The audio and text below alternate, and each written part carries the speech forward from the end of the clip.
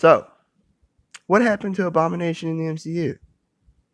Well, I'm sure several people forgot about him. I mean, the last time we saw him was in that very forgettable Hawk movie starring Edward Norton in 2008. And although Emil Blonsky and Abomination really weren't the worst parts of that movie, it still makes sense why non-hardcore fans of the MCU would forget about him.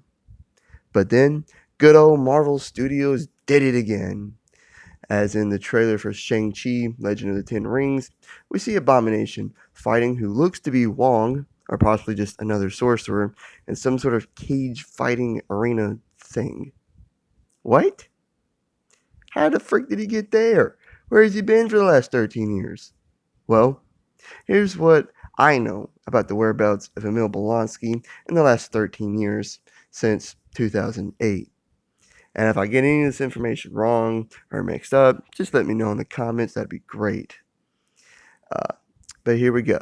So, at the end of the Hawk movie was the last time we seen Abomination. He lost to the Hawk by nearly being choked to death, but he didn't die. No, either the government or General Ross or both took him.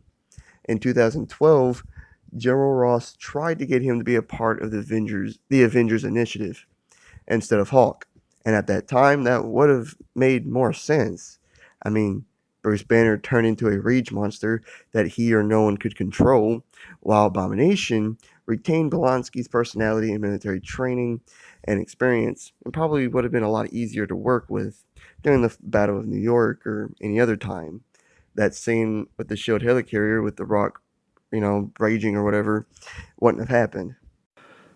But Tony Stark made sure that didn't happen.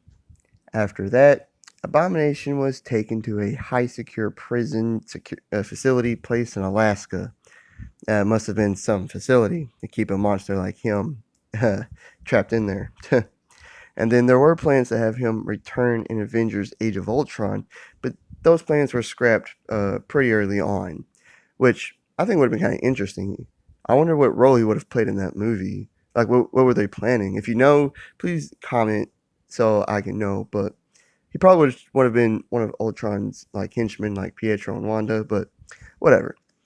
Moving on, and then the next thing we know, he's in the Shang Chi trailer. Like, that's all. That's all I know for now. That's as far as anyone knows as of now.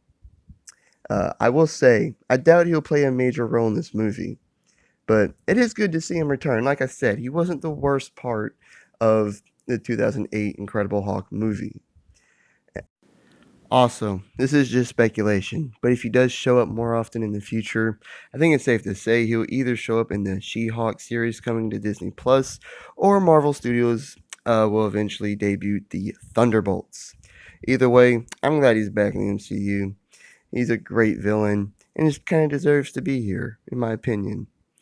Uh, and I can't wait to see what the MCU does with him in the future.